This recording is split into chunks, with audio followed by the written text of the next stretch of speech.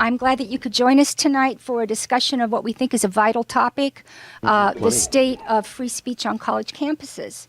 I'd like to introduce our panelists tonight. I'm going to start with the person to my near left, and she is the panel moderator tonight.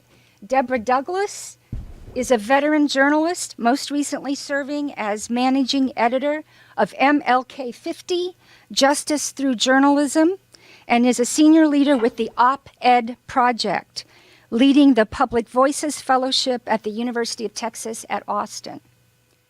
She has also led initiatives for the Op-Ed Project at Dartmouth College, Columbia University, and Global Policy Solutions, United Action Fund in South Africa and Kenyan, the Aspen Institute New Voices Fellowship, and Youth Narrating Our World. She has taught journalism at Northwestern University, including a stint in Karachi, Pakistan, in partnership with the Institute of Business Administration's Center for Excellence in Journalism. Here at DePauw, she is the current Pulliam Distinguished Visiting Professor of Journalism. Sitting next to Deborah is Miranda Spivack. She may look familiar to many of you. She now is an independent, and when she was here with us, an independent journalist who specializes in stories about legal issues and state and local government accountability. She spent two previous years here with us at DePauw as the Pulliam Distinguished Visiting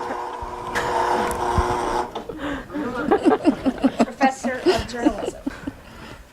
A former Washington Post reporter and editor, she now freelances for the New York Times and the Center for Investigative Reporting. Next spring, she will teach journalism in Macedonia as a Fulbright Scholar. She is a graduate of Sarah Lawrence College and has a master's degree in law from Yale. Next to Miranda is another familiar face, Mark McCoy, I'm not a lawyer. The 20th president of DePauw University and former dean of its music school. He has spent 30 years in education, 24 as an administrator. He has a background as a performer, composer, and conductor. To the left of Mark McCoy is Jeff McCall, a professor of communication here at DePauw. He is author of the book, Viewer Discretion Advised, Taking Control of Mass Media Influences. He is a contributing op-ed columnist on contemporary media issues, and his columns have appeared in a number of papers, such as The Hill, the Indianapolis Star, and USA Today. He has professional media experience as a radio news director and as a contributing correspondent for National Public Radio. He earned a BA from DePauw, an MA from University of Illinois, and a PhD from the University of Missouri. Sitting on the far left of me is Cameron Okeke. He's a graduate of the University of Chicago and Johns Hopkins School of Public Health. He is the author of a Vox article titled, I Am a Black U Chicago Graduate, University of Chicago graduate. Safe Spaces Got Me Through College. And he has spoken extensively about his experiences in academia and the structural inequities he and other students of color have faced in higher education. A teacher, researcher, and ethicist, he is a fierce advocate for diversity, inclusion, and social justice. Based in Washington, D.C., he is currently a research analyst at the Justice Policy Center at the Urban Institute.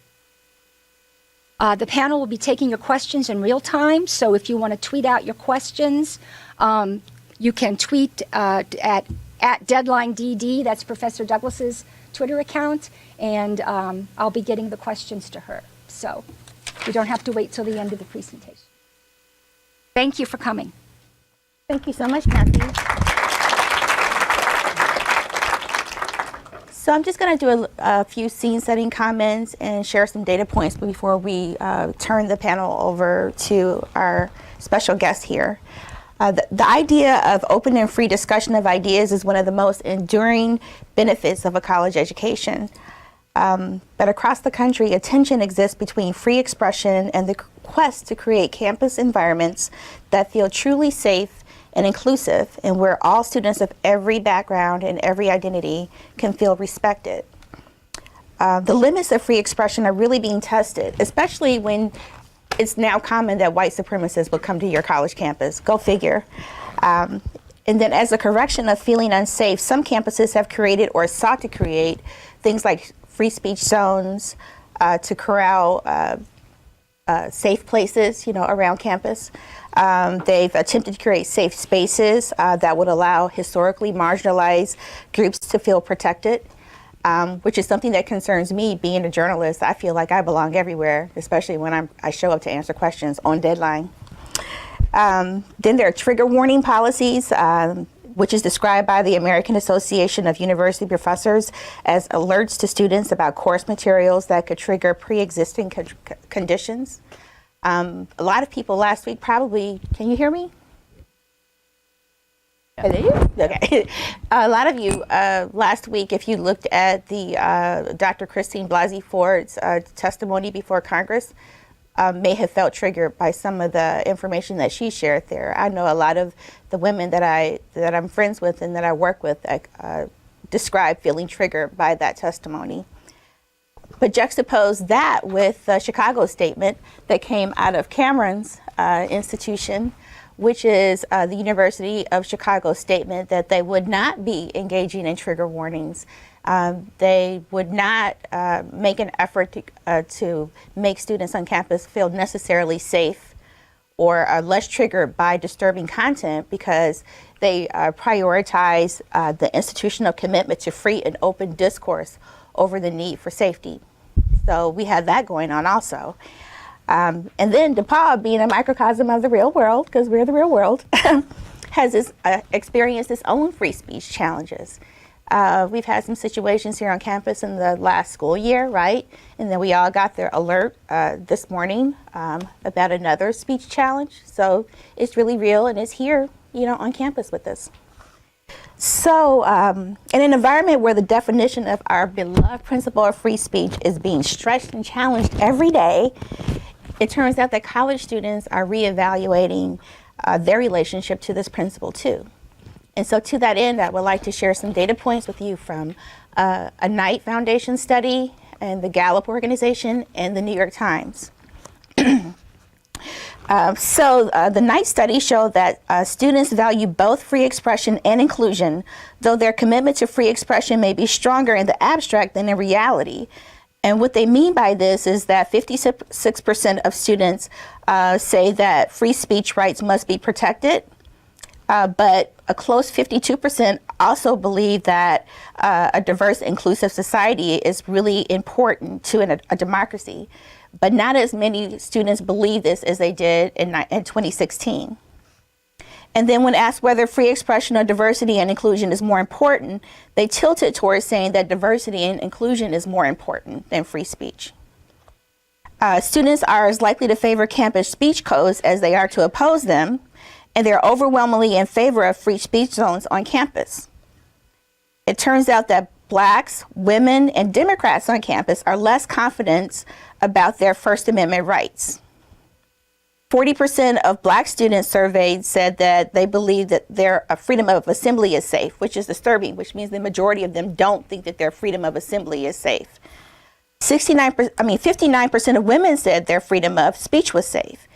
And at historically Black colleges and universities, just over half of the students felt their ability to petition the government was safe. And that's just circulating a petition, right? Other things too, but that's just one example. Another data point is that students have become more likely to think the climate on their campus prevents people from speaking their mind because others might take offense. 61% of students thought so, compared with 54% in 2016. College students say campus expression has shifted online, and most of the discussion has shifted to the online area, to the online platforms. And 57% feel like, 57% believe that discussion of social and political issues are on social media, but it can be a stifling environment, they report. 64% of college students say that freedom of speech is secure in this country, down from 73% in 2016. And 60% say that the freedom of press is secure, and that's down from 81% in 2016. So that's how your cohort has shifted in the past just 2 years. So I just want to open the floor to our panelists to share some of your thoughts and your points of entry to the idea and the situation of campus speech and free speech in general. Ms. Spivack? So one thing that I find interesting about DePauw, and maybe something that students may not realize, is that when you signed up to go here, you signed up to go to a private university, and your rights to free expression are curtailed or can be curtailed in a way that they would not be curtailed if you went to IU. How about that? So what's the difference? The difference is that the First Amendment says Congress shall make no law, and that was later incorporated to also include state governments. But it says Congress shall make no law impeding freedom of the press, freedom of speech, whatever, but it really does not say much about private institutions. And so, you know, it's interesting to me, and in a university environment where freedom of thought and freedom of thought in the classroom and academic freedom is obviously a cornerstone, how a university like this, I'm going to pass the ball to Mark McCoy, how a university like this handles issues differently or the same, you know, when you have students assembling or students petitioning or students being offended, you know, what's the difference? What do you do? What are the policies here? I'm looking forward to this evening's conversation. It's a great opportunity to discuss and learn, and I think this is the Academy at its best, taking on the challenges of our time and having these types of discussions.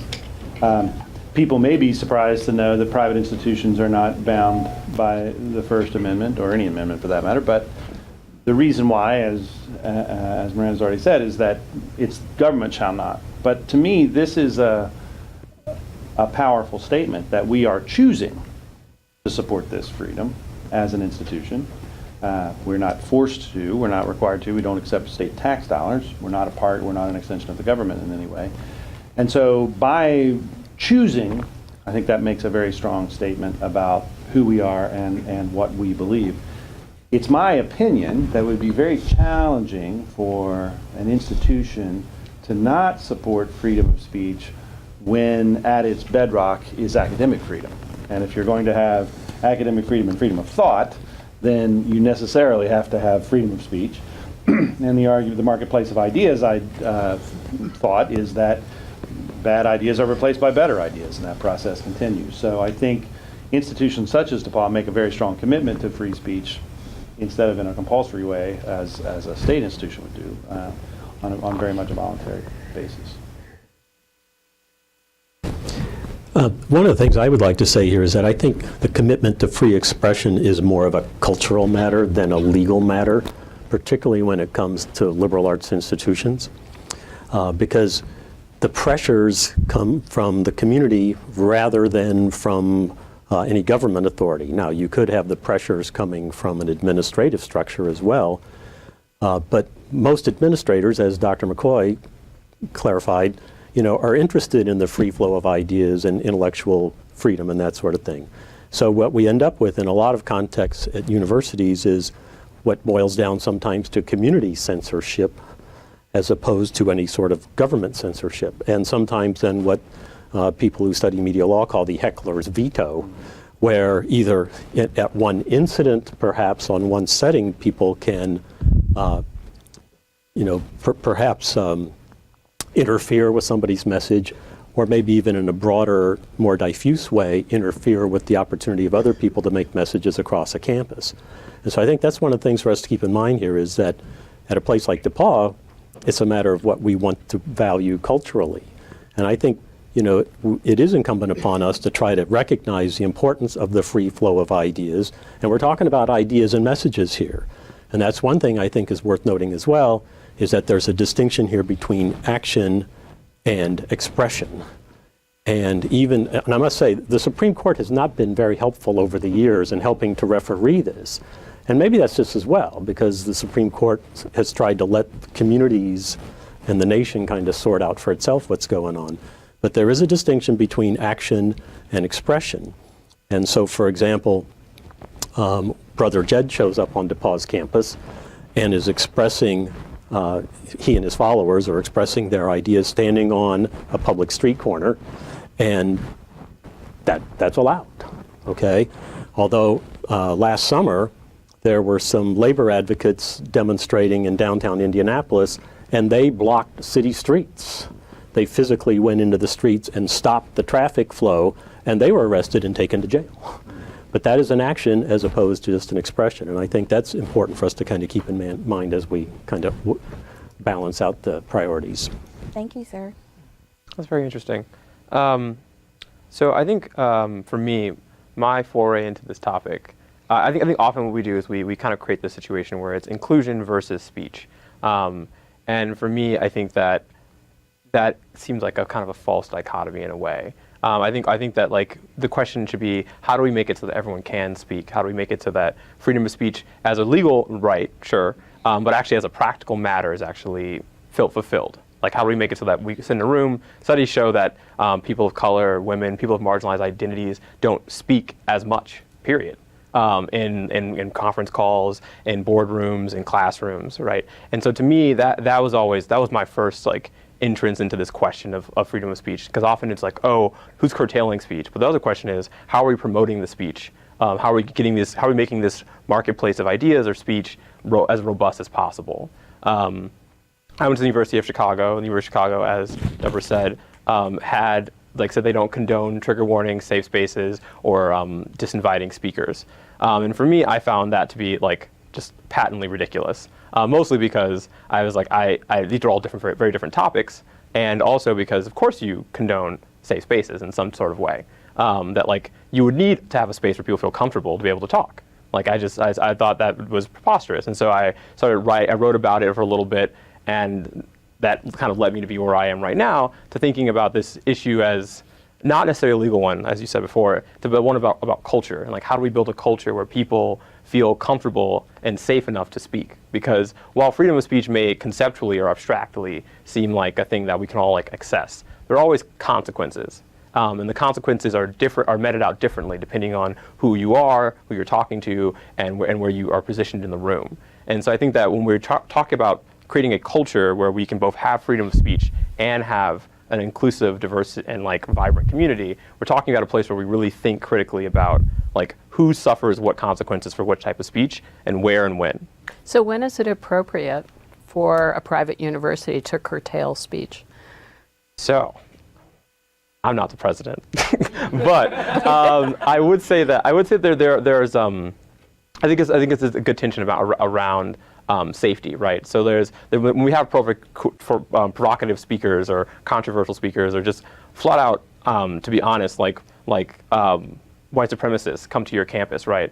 There's a question about your cohesion. There's a question about the trauma that is done to students. There's a question about like the violence or even the financial cost of trying to bring these ideas that are on their face, either outdated or just flat out incorrect, to campus. And I think it's not necessarily there's a unilateral we should curtail speech, but there's a question about what it costs to bring someone like Milo Yinovich to a campus. That cost is not just the like physical cost of his security, but it's also this cost to people of color, to people that are going to be hassled and then they feel uncomfortable and unwelcome on campus.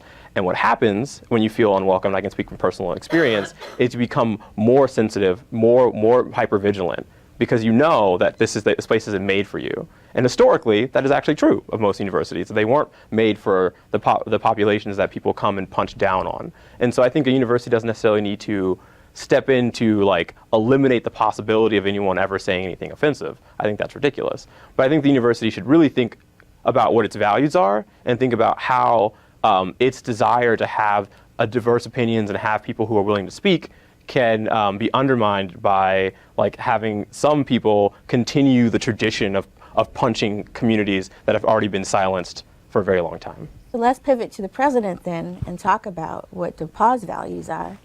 And I want to understand and unpack a little bit more about what you mean about our campus's commitment to free speech. And could you give me some concrete examples of how you think we're upholding that? Yeah, so I want to circle back to something that Jeff said that is also confusing, I think, for students, that the sidewalks are public spaces. We are in a city, and those are public spaces of which we have no control. The campus itself, a few inches away from the sidewalk, is private property, and those are the kinds of questions that I have that in my notes. Where does DePauw start and end? yeah, okay, so let me help you out there. Right off the sidewalk, DePauw starts. But those are public streets and those are public sidewalks. So in our case, because we are a private institution, and I consider this a blessing for us at DePauw, we don't feel the same challenge that I think state institutions, public institutions feel.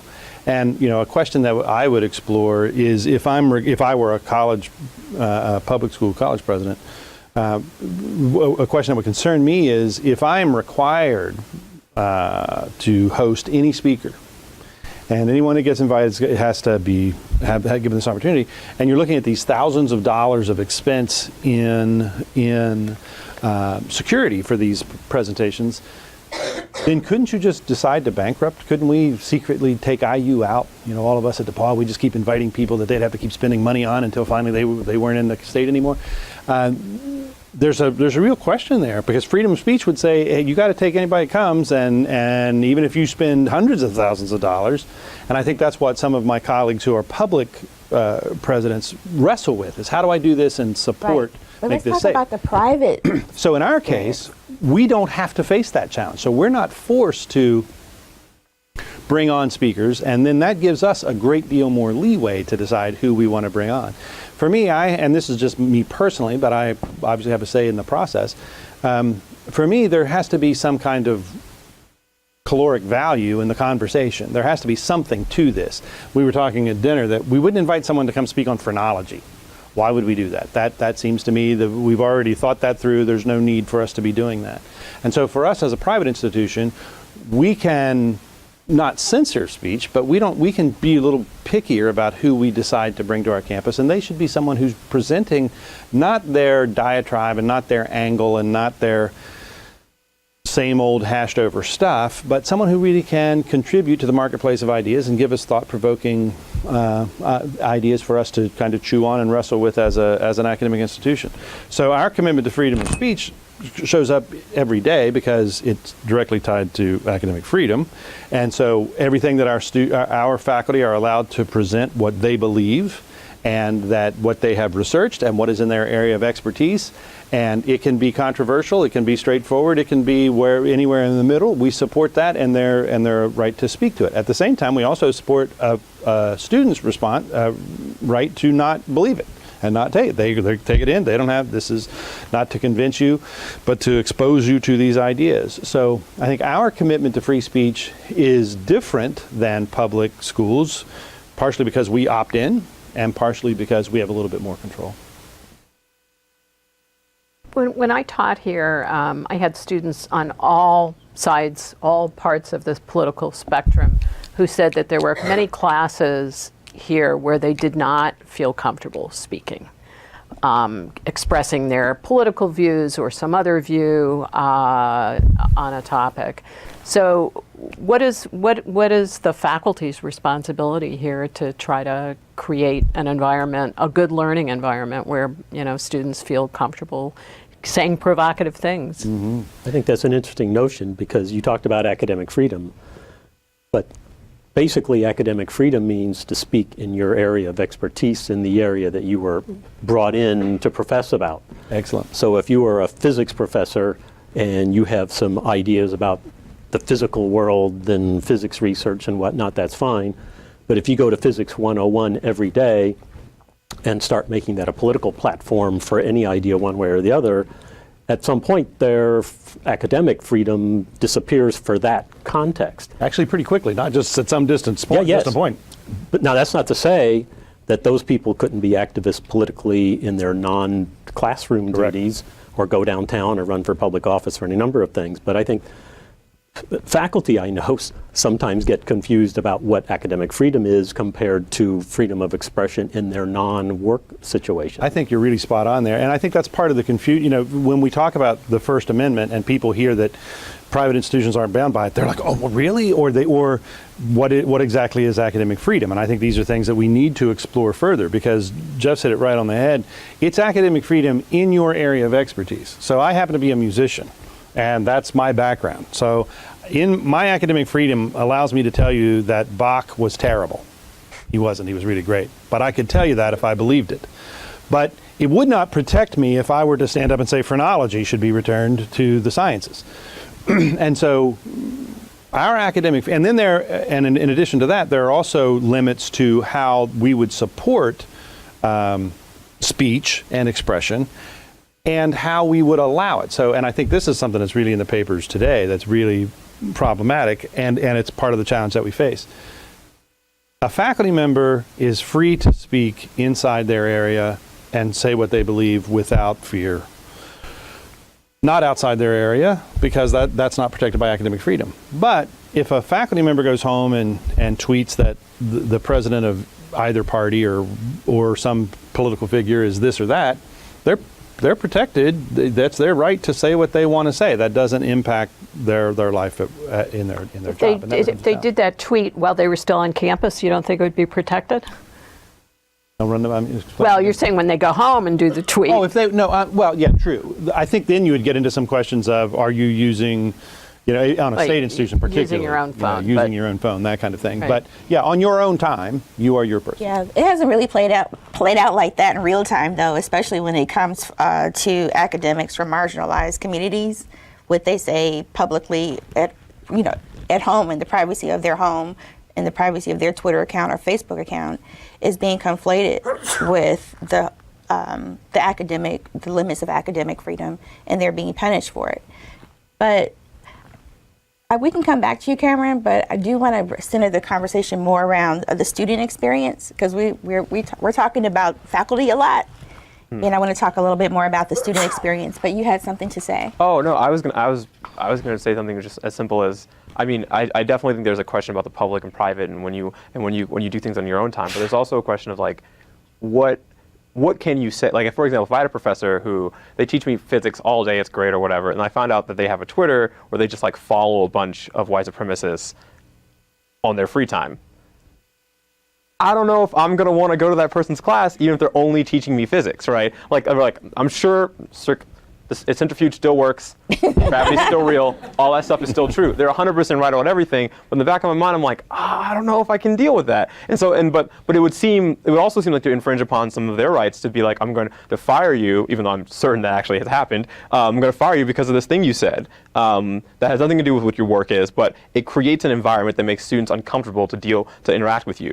And so this is where it gets complicated, I think, is where there are some ideas that are like, they're like lightning rods for making people uncomfortable for good reason. And so it's hard. I think it's much more complicated than we give shift to. It's like, oh, your political viewpoints, or do you support this person, that person? That's one thing. It's another thing to be like, oh, your beliefs like directly invalidate the existence of some portion of students on campus that could be in your class, who have to see you on a regular basis, which creates a hostile environment.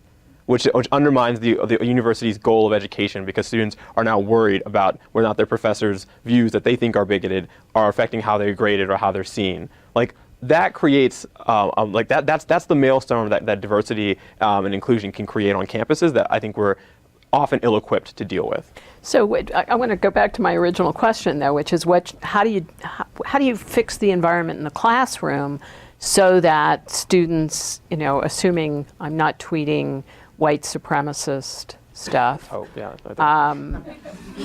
Which I'm not. What is it about the classroom environment for students that can make for a robust and open discussion where many viewpoints are expressed and students feel comfortable expressing? Well, one thing is, I think you have to have faculty who are committed to the concept of free expression. Mm-hmm. And I read a book a number of years ago by a legal scholar at the University of Virginia, Frederick Schauer, and it's called The Free Speech Principle.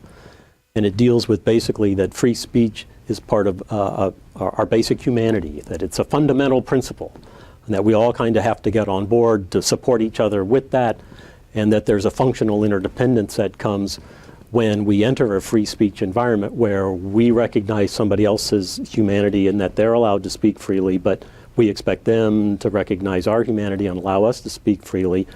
And I think we need to rely on the professoriate to endorse that notion. And that includes not only with themselves and their colleagues in their professional associations, but with their students in their own classroom.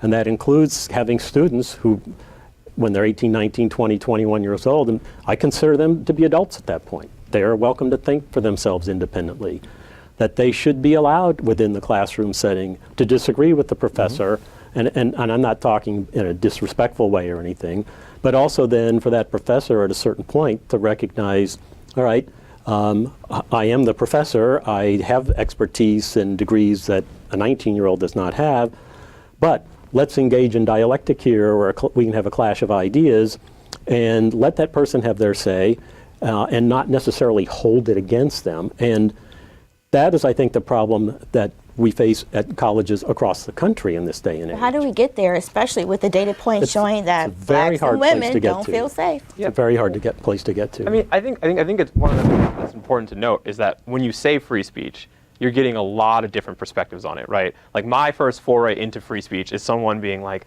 hey, I know I said this thing that I sent this article saying that African Americans are, by and large, have lower IQ points than everyone else, but that's my freedom of speech. Like, that's my opinion. I have a right to that. Upon which, like, my association becomes, cool, freedom of speech is what people who have bad arguments go and hide behind to make sure that I keep talking to them. Like, I was like, and that's how a lot of people are introduced to the concept, even though it is a noble concept, right? And so I think that is true that having professors who are committed to the idea of free speech helps build that environment. But I think what also helps with that environment is like trying to build goodwill. And I think that a lot of times we assume there's goodwill, that we assume that, you know, my professor's my professor, like I'm in their class, like they want what's best for me, of course. But that isn't always true, especially for students who've been marginalized out of the space. Like I know, I was at the University of Chicago. University of Chicago is hardcore when it comes to freedom of speech. It's like your argument's wrong. You're bad for having a bad argument, and I'm going to drill into you hard. Like it's about rigorous debate, like hardcore inquiry. There's no holds bar. There's no the rules of decorum are like don't like insult someone's mother, but like aside from that, you can just go in. Fathers were okay. Yeah, exactly. Yeah, fathers are okay. Just everything's on the table, and that's really hard for some people because you don't know if the person you're arguing with actually means you goodwill. And there are people who are intellectually dishonest. There are people who are not in it to like just make you better. And I think that what we have to do is we have to be explicit about that goodwill and establish that from the forefront, and that's how you create a good classroom. So like when I'm working with my students, like we set agreements about how we're going to talk to each other, how we're going to like aggress each other, how we're going to you attack the argument, not the person. I mean, this stuff is implicit. We think that these are just the rules of discourse, but they're not. And they're not actually all agreed upon. And so especially when you feel like you're being attacked for your existence. So like I'll get in conversation with people and they'll be like, oh well, do we really need diversity for excellence? And I'm like, so to you may be asking a question of like, do we need like difference of opinion? But to me, I may hear that being, oh, do we need you or people who look like you or people who've been from where you're from for us to be great? And like at that point, I'm arguing with you about my existence. I'm debating about whether or not I'm valid enough to be in a conversation, and that I'm already losing. Like I've lost the debate when the debate comes to being whether or not I'm of equal human worth. And so I think we have to establish to people, especially people who have historically not been in colleges, that they are of equal worth, because there is insecurity that exists. I'm a first-generation student. I was one of the first people in my family to go to college. Did not know. I didn't know how to do send emails properly when I got to college. Like I was not phenomenally dressed as I am now. I didn't know how it worked. Like I don't come from a legacy, right? And so I enter a campus already insecure about my placement. And so I get in an argument with someone and they're just berating me and and they think they're just attacking my argument, but it hurts and there's feelings involved. And so I think that while there is also a commitment to free speech, there's also a commitment to recognizing and that arguments are tied to people's identities. That when we're arguing about, I'm from the South Side of Chicago, if we're arguing about gun violence, and you're like, I just think anyone who holds a gun or has a gun is just a criminal, right? And I know people because of my experience. It hits me differently, and I'm entering the conversation differently. And you may say, oh, well, you're just being too sensitive. And it's but there are other people who don't have that experience, and we want that experience in the room. We want someone who can speak from that. That improves the marketplace. Mm-hmm. So we have to create the type of space that people will feel comfortable sharing in. And that place should be the classroom, but that's not historically how it's been. I think you're really spot on with that. And, I'll make just 2 quick points. One is I've just finished a really great book I would recommend to anybody. Is that it? No, that's not. That's Okay. Jeff's book. It's called Uncensored. I'll promote this one Yeah, next. you can promote that one next. But it's called Uncensored, and it's by Zachary Wood.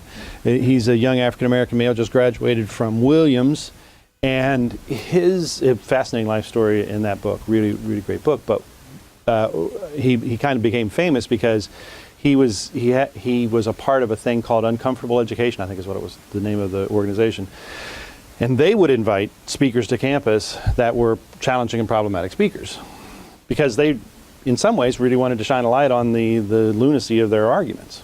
And he would invite them, and Adam, the president, would uninvite them. And he but we really wanted this person to come to campus, and they were, no, we don't want to do that. And in his case, he really felt that he wanted to get out in the marketplace of ideas so that he could show his idea was better than everybody else's.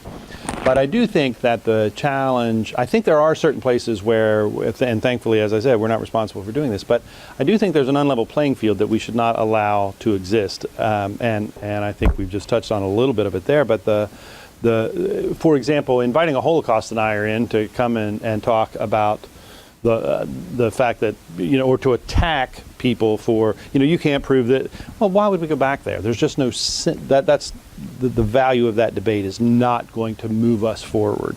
And so I think in our case, as when we're talking about the market of ideas, we're talking about the market of marketable ideas, the market of ideas that we haven't already kind of wrestled and put away, and because there's plenty of other ideas that'll always need to be wrestled.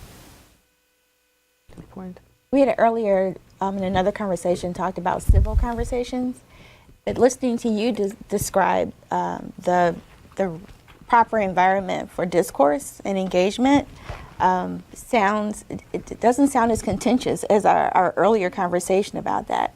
But I want to talk a little bit more about Dr. McCoy about your ideas around civil engagement. And then I'd like to talk about how it intersects with Cameron's ideas of having a baseline of morality and reason and being in safe spaces.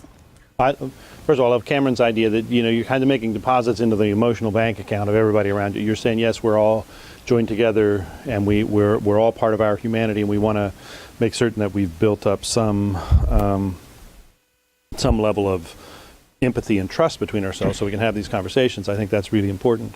I think that on the question of civility, I don't think there's anybody who is not in favor of civility. I don't think you've ever took a poll and said, how many of you prefer incivility? Nobody would do that. That's just not likely to happen. But I also think that there are reasonable times when incivility makes perfectly good sense. Oh, I'm so glad you said that, because that concerned me. And I think that I think it was Martin Luther King that said,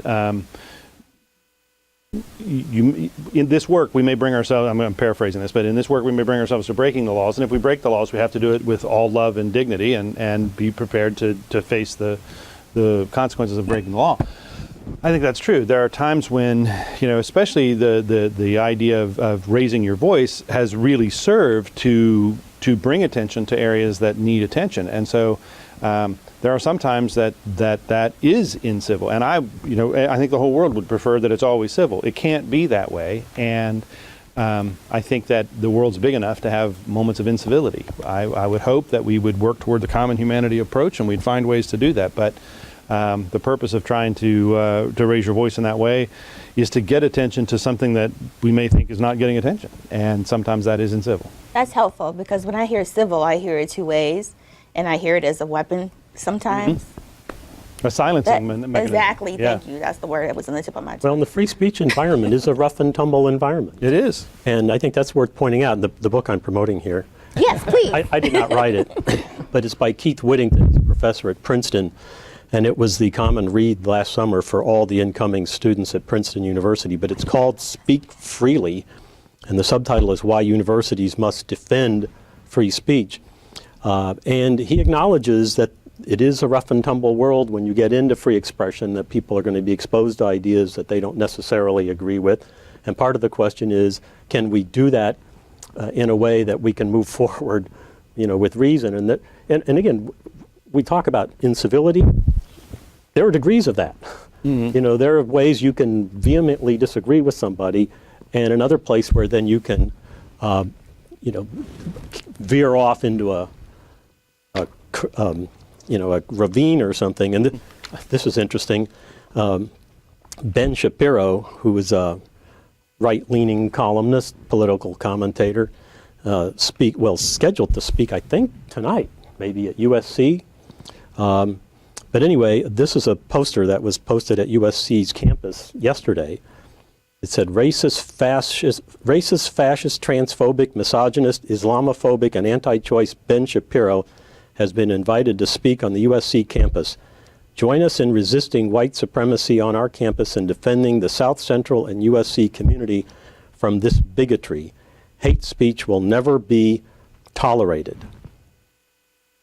And I thought, okay, well, Ben Shapiro is appointed observer, right?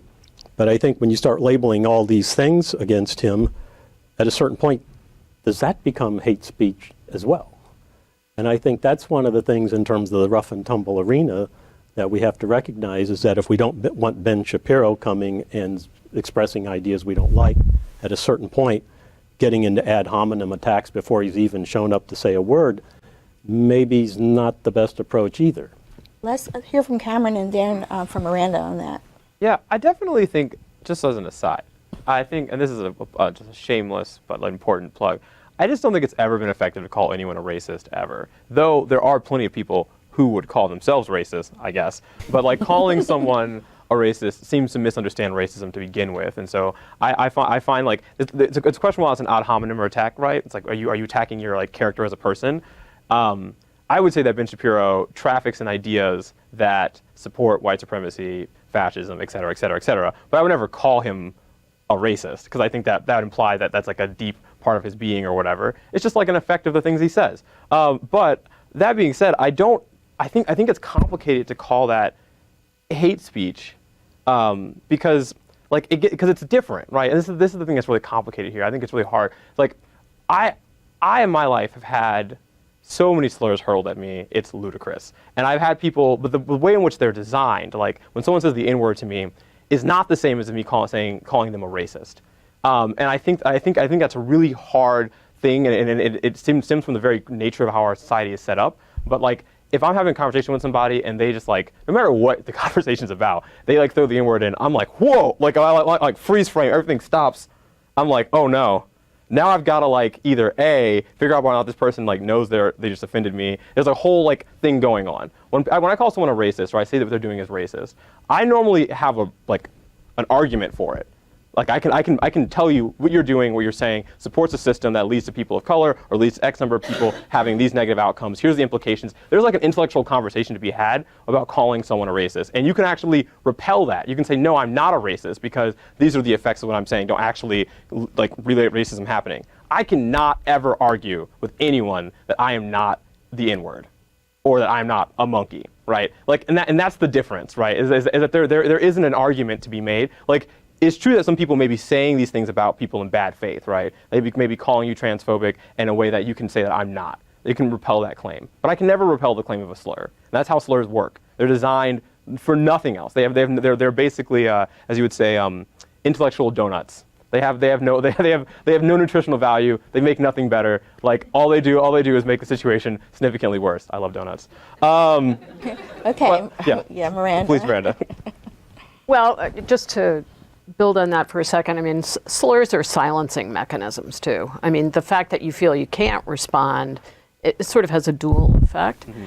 As far as what Jeff's saying about Ben Shapiro, I think there's enough that he's written and said in the past so that people may, before he says a word on that campus, express, dismay. USC's private too, right? Yes. Is that, okay, express dismay that he's coming. I think the question is a matter of degree. Are we going to allow the Ku Klux Klan to make a speech? That's where the civility question comes Right. from. Are we going to allow them to make a speech at DePauw's campus? Unlikely, I think. A Holocaust denier. I mean, what is the sort of level of extreme Milos Yiannopoulos. I mean, and you know, the other problem with all of this stuff, and where I think both public and private institutions can step in, and believe me, I'm a big First Amendment advocate, is you know, any kind of potentially insightful, dangerous rhetoric that leads to, you know, has the high risk of leading to, you know, we know you can't yell fire in a crowded. That's the expression action thing again. Yeah. But one thing that Cameron Right. said that I think is interesting here is that you said you would not engage by calling names. You would engage by looking at his ideas and what he has written. And I think that's a key distinction when we were talking about how do we promote civility in discussion, and I think that's an example. Yeah, but I think in the case of Ben Shapiro, those are direct hits on his ideas. Yeah. I mean, you know, they may be adjectives, but they are direct hits on him for his ideas.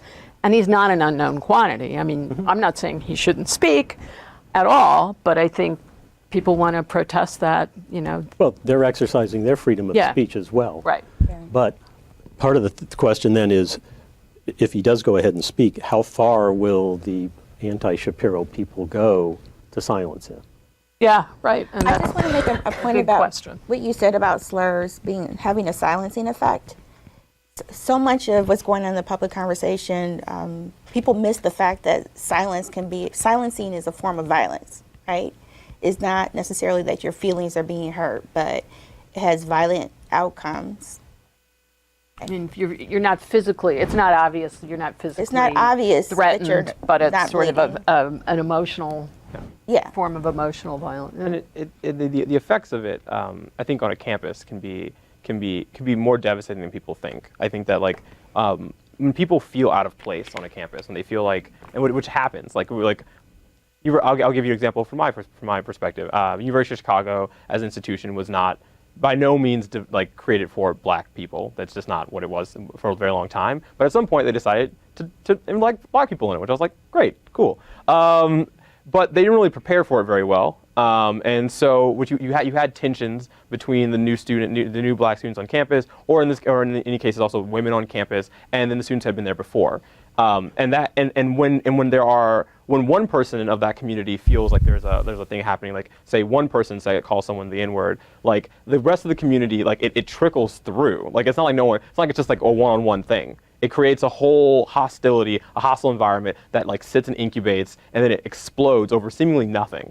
And this happened pretty often when I was at the University of Chicago, where someone would wear something that was offensive, or do something or have a party that was named something offensive, and people were like, "Why is everyone freaking out so bad?" And I'm like, "Well, actually, what's happening is you're seeing the outgrowth of a deeper problem of structural inequities that students are feeling, where they're like, this place is not a place for people who come from low-income backgrounds. It's not a place for people who didn't have the best schooling and the most privileges in this regard. There's a lot of gaps, and those gaps slowly but surely erode people's their sense of cohesion in their community, their trust in their university to protect them. And so you take the serious response. You're like, I'm going to do something about this because I want to reestablish the fact that this campus is for me. I'm going to occupy things. I'm going to disrupt these things. And it may not be happy and fun for everyone involved, but I deserve to be here. And it's interesting because we look at those students and we go, oh, those students are so entitled. They think they're entitled to this space, they're so entitled to these things.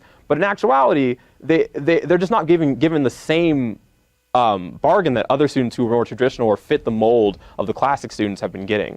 And so I think that we have to be really thoughtful about how seemingly small things can really trickle through a community and set off underlying just inequalities, underlying frustrations. Thank you for that. I don't know that we got any Twitter questions, but I want to open the floor and make sure that your questions are heard. Does anybody have any questions? Yes. I actually have a bunch of questions. Okay, ask one. I think when Professor McCall brought up the seems like the idea of questioning whether or not we have free speech part of beyond the university's culture wars. I think it seems like what is the role of journalists in fully reporting these kind of incidents, not just that they happen, but like who's responsible for paying these speakers? What group on campus brought them? Is it a university sanctioned event, or is it something that a smaller group of students? So it seems to me with a lot of these stories, maybe covering all that stuff. Miranda? You're the big dog in town. Well, anybody who thinks journalism is a perfect profession, let me know. I also think I worked at the Washington Post for 20 years, and people all the time would call and complain about everything, and we were big conspiracy place. And I said, listen, come to the newsroom. It's so chaotic. If you think any decision is being made for conspiratorial reasons, forget it. I mean, it is one of the most chaotic professions, and it's really the only one I've worked in until I came to academia. Yeah, well, it's How's a the chaos profession where there? you come in and you make your widget new every day. Yeah. So you have to turn So, on the I mean, guy. I think there's plenty of underreporting to your question. I think you raised very good questions that ought to be answered in any story about a speaker. And, I think the more we can encourage grown-up journalists and student journalists to try to ask those questions. But I think they need, interaction with the public is really good for journalists, and what people think they're missing is, you need to express that as much as you can. I don't have a good answer. Ron made an interesting notion there, though, that who invited a particular speaker, any speaker? Yeah. Is it a university-sponsored event, like an Ubben speaker might be, or was this a speaker that was invited by a student organization that is just operating independently, even though it's on campus? And I think that's a big factor in terms of, who might get invited in the first place, but also in terms of what it means for the culture of that institution. But it doesn't call into question the legitimacy of the speaker necessarily if Not the student necessarily. group does it. It's just another point of information Right. that's, They're expressing Yeah. themselves Right. by the speaker they brought in. yeah. But it could well contribute to the flow of ideas, Mm-hmm. the intellectual liveliness of the institution. Well, and I've attended a great number of events that were where the speaker was identified by students, brought to campus by students, hosted by students, and they've been eye-opening, thought-provoking, because a lot of times the students are doing as much teaching as they are learning. So, typically on a college campus, student organizations have a faculty sponsor, and that faculty sponsor is going to sign off on whatever it is they're trying to get done, because there's some connection there. But it's always good to have them on campus. Great. Anybody? Yes, in the back. The gold shirt and then the white shirt.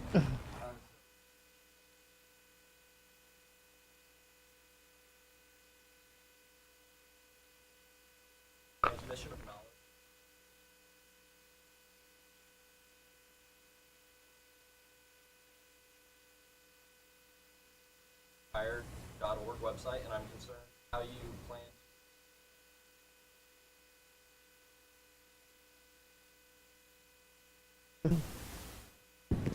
I don't follow FIRE directly. I mean, I've read writings of some of their authors, but I don't know what that relates to, so I'd have to look that up.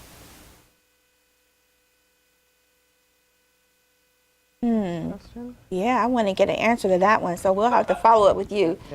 Sure. Okay, great. Okay, white shirt. So we were talking about conflated with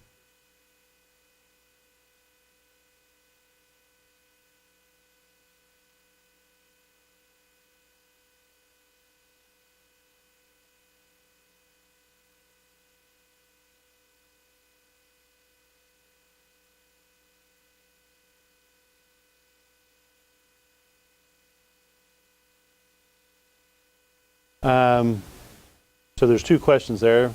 The first one was, what is DePauw doing to avoid conflating conservative speakers with hate speakers? And I don't know that we have an active role in that. I think we would examine anybody that was invited to campus and make certain that they aren't just here spewing hate. I think that we have a commitment to free inquiry and academic freedom and the marketplace of ideas. So we would be open-minded about who comes to campus, but we would not waste precious resources and time on bringing somebody that's just known provocateur and hate speech advocate.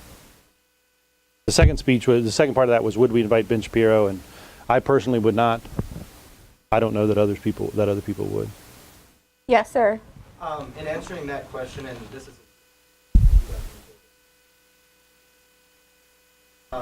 two things I've heard kind of come up. First of all, the delineation to Milo Yiannopoulos to them. But then you also keep bringing up the historic value of speakers, marketability there. So, who at a university could be making these? Just administrators, could, Yeah. in terms of like the universities. I think that's different on public and private institutions. So I think that in public institutions, because they are extensions of the state and they accept state tax dollars, they're pretty much bound to accept them if someone on their campus, an organization on their campus, recommends them.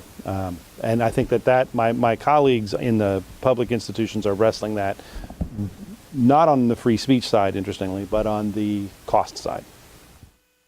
I think that the book that I mentioned earlier, Uncensored, is a situation where students were inviting speakers to campus and the president of Williams was uninviting them. And I think that that's happened on campuses and a lot of times. And I think that those things call a lot of things into question. So is it a question of safety? If it's a question of exorbitant fees, would we invite Milo or Yiannopoulos, would we invite him? No, well, the cost of that would be so silly, we couldn't afford him. We couldn't afford to pay to protect all that, even if we thought that speech was something that we really wanted to have on campus. So and then there's the safety issue, and there's the time and place issue. So I think there's plenty of things that go into that. Ultimately, the responsibility of that comes to the president, and on any sign-off. We have Ubben lectures, we have poets, we have musicians, we have all kinds of folks that come to this campus.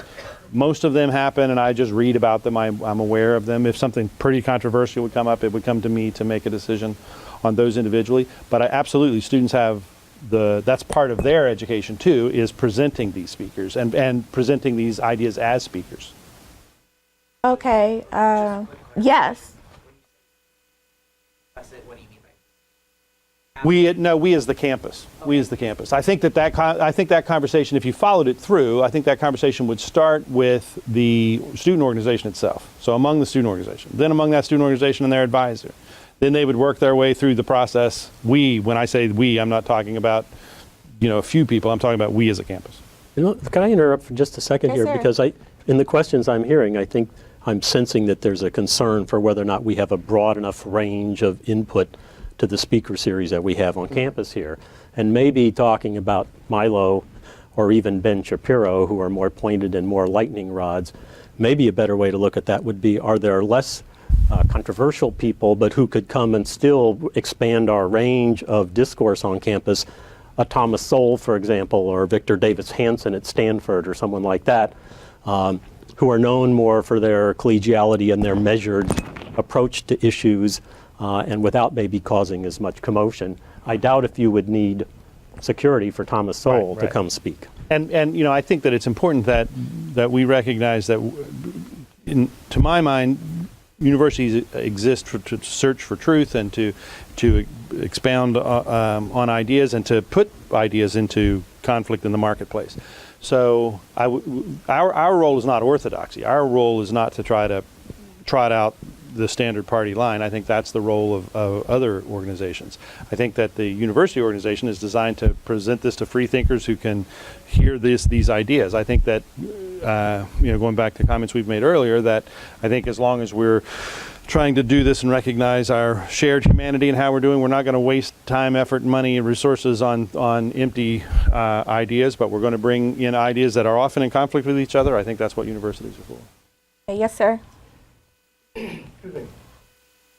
Seems to me that recommend that if you want to let students, You have a for that question. matter, incoming visitors to campus, maybe even some faculty members, understand what we ought to be doing in the matter of free speech. Or what's your question? Well, just about. Okay. I would recommend, Make it a question. have them read Christopher Lash's chapter 9 of his book called The Lost Art of Argument. Can everybody read The Lost Art of Argument? See, it's a question. It's like Jeopardy almost. Thank you so much, sir. Yes, sir. I think that's really great, and I also think that, Jeff mentioned that speak freely. I was having a conversation with some faculty members about shared reading and this idea of speak freely, and there are several books like it. Was the required reading at was that Princeton? That was Princeton. Yeah. I think a couple Yeah. other schools maybe did too. Yeah, I think that this idea of just let's examine, what we believe in, and let's be able to have our own robust marketplace of ideas is very important. I would add another book to that list, which is The Soul of the First Amendment, which was written by Floyd Abrams, who's a noted First Amendment scholar. Great. If you're getting nothing else, you're getting a great reading list tonight. I would add no book, Oh, come on. Write one. but instead I will add a comment, because I think that there is, what I'm getting from these questions that I think is interesting is that I don't think this is actually as easy as it's starting to sound, where it's like, Yeah. oh, well, just like there's like a market, right? And like if there's some ideas are just bad on their face. Well, yeah, except for, we live in, it's 2018, as you all know, and we live in a time period where like there are some ideas that I would say are pretty marketably bad, like white supremacy, that like is being marketed pretty hard right now. And so I actually don't think that I think there's more to this story than I think we're painting it out to be. That it is actually a series of judgment calls, and I don't want to lose track of this idea of where students' voice fits into it. Because there is an evolving relationship between universities and students that is changing and has changed over the last 100 years. And like that is also, I think, feeding into this situation. That students, whether or not students are, the university is your parent, or whether or not they are selling you a product, or whether or not there's some special educational relationship that exists. Like these things are not settled, and they're not very clear. And so I think some students come into college, I think some students, especially marginalized students, come into college like I did and was like, oh yeah, they're gonna teach me how to like debate, I'm gonna learn how to learn some trigonometry that I'm never gonna use, I'm gonna learn some cool stuff. And then I got there and I was like, whoa, I am doing a lot of work teaching a bunch of people about Black people. Like that's like my second job at this institution. And I was like, that's not what I signed up for. That's not what I expected to be. That is not what I saw in Boy Meets World. So like, how is it possible that like this is now my existential existence in the university? And I think that is an important thing to know, that like people are experiencing universities differently based on their identity, and that we're more diverse than we've ever been before. And so like what may seem like, I think, as a vacuous concept, like I've experienced racism. I don't need to like hear someone like try to sell it to me again as a good thing. But some people haven't, and some people have never met a person of color before. Some people come to college and they've never been exposed to the idea that maybe capitalism isn't the best thing in the whole world, right? And so it's important to have these conversations. It's not just going to be like there are different people who place different value on different arguments. That's real. And like I think that like it's really hard, which is why I'm not a university administrator, to decide where the line is, because while there may be a spectrum from people who are clearly going to cost way too much or clearly going to cause pandemonium, there are people like Charles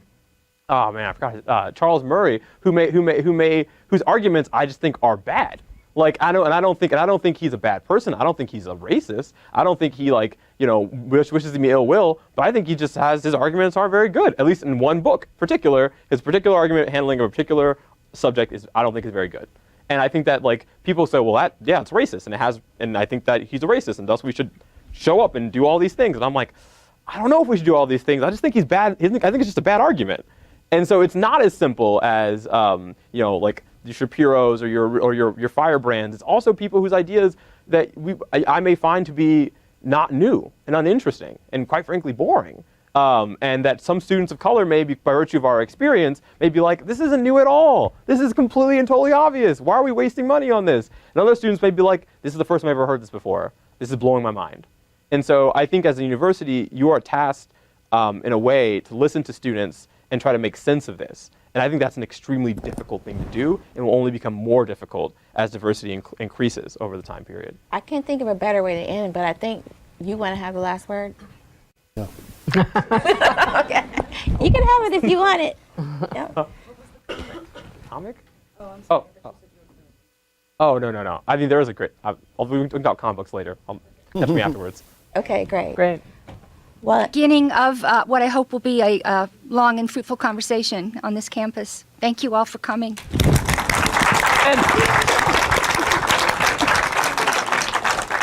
Thank you.